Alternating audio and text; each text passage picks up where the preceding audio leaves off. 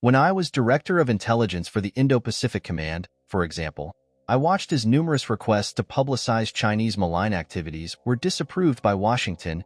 U.S. Navy Rear Admiral Mike Studman recently warned. The former head of the Office of Naval Intelligence had served between 2022 and 2023, and during that time, one of the suppressed stories about China's attacks involved Beijing's use of high-altitude surveillance balloons over the sovereign airspaces of the U.S., which came many months before the shooting down of a Chinese balloon flying over the U.S. After the spy balloon was exposed, Biden administration officials had claimed that there had been multiple spy balloon overflights under Trump and only one under Biden, which went unnoticed at the time. But the U.S. Navy was clearly aware and had been ordered to keep quiet by D.C. about the multiple incursions by Chinese spy balloons under Biden. When the spy balloon was first detected, the initial response by the Biden administration had been to suppress news about it, and then to deny that the administration had been aware of it. Before it was spotted publicly, there was the intention to study it and let it pass over and not ever tell anyone about it, an administration official admitted. But when a Montana resident's footage of the spy balloon went viral, the Biden cover-up fell apart. Once it was exposed, the official complained that it caused so many problems. While the Biden administration was publicly criticizing China, the State Department was privately sidelining sanctions and any actions against the People's Republic of China. A month later, a top State Department official dealing with China was already looking to move on.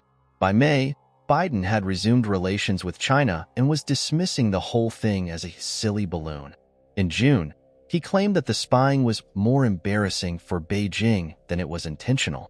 Over a year later, an FBI report on the balloon is still being kept secret. With Secretary of State Antony Blinken trying to wrangle an invitation to China, the Biden administration fully committed to covering up difficult subjects.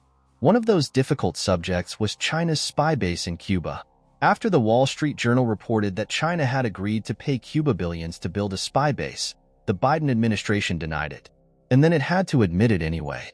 To quote NBC News, "As for why the White House, Pentagon, and others all flatly denied the journal's reporting despite knowing that China has been spying from Cuba for years, the official said the journal story was inaccurate because it called the eavesdropping a new development." After the initial denials, the Biden administration backpedaled and admitted that China had been spying on America from Cuba since 2019. Much as with the spy balloon story, after a China espionage cover-up fell apart, the Biden administration tried to pass the blame on to Trump. Cover-ups of enemy activity had become the default mode for the Biden administration. While Russia developed a space weapon, the Biden administration covered it up because it was worried that if the program became more widely known in Congress or in the public, that might scuttle the nascent efforts to get Russia to abort those tests. What began with Biden's abandonment of the China Initiative in 2022 escalated into cover-ups. The Justice Department had argued that the China Initiative fueled a narrative of intolerance and bias, and that the rise in anti-Asian hate crime and hate incidents made it urgent to shut down the effort to stop PRC spies. The assaults on Asian Americans in San Francisco and New York City by minority street thugs had nothing to do with catching spies. It was a cover-up. The cover-ups, in the name of anti-racism or diplomacy, allowed China's communist regime a clear field for spying on the United States while suppressing the story, so Biden wouldn't get blamed.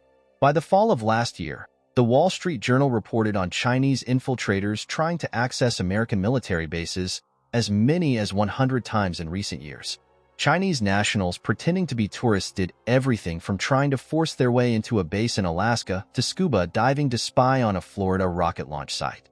The increasing brazenness of the Chinese efforts reflected the extent to which the Biden administration was covering up for the spy campaign. Over the last year, Chinese spies have been accused of looting everything from AI secrets to tech used to detect nuclear missile launches.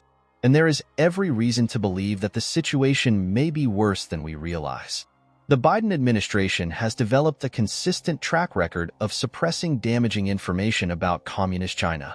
What we know about the PRC's operations against us come from leaked material and court cases. Without viral videos, like the one out of Montana, and intelligence reports leaked to the media, we would know even less than we do now. Governments normally conceal information about enemy activities so as not to tip off foreign spies, but the Biden administration's consistent pattern has been to hide the information from Americans rather than from Russia and China.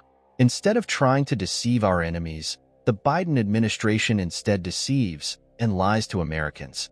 The Biden administration has misleadingly denied reports for no purpose other than to conceal information about enemy activities from Americans. China knew it was spying on the United States from Cuba, and they certainly knew that we knew it. Russia knew it was building a space weapon and was talking about it with the Biden administration. But Biden didn't want us to know. After the spy balloon, the Biden administration told Americans one thing and China another. Whom did it tell the truth to? China. The Biden administration put on a fake show of outrage for Americans while quietly telling Chinese communist officials that all of this would soon pass. When the United States government lies to Americans, but tells the truth to an enemy dictatorship, something is very wrong. China can trust the White House, but we can't.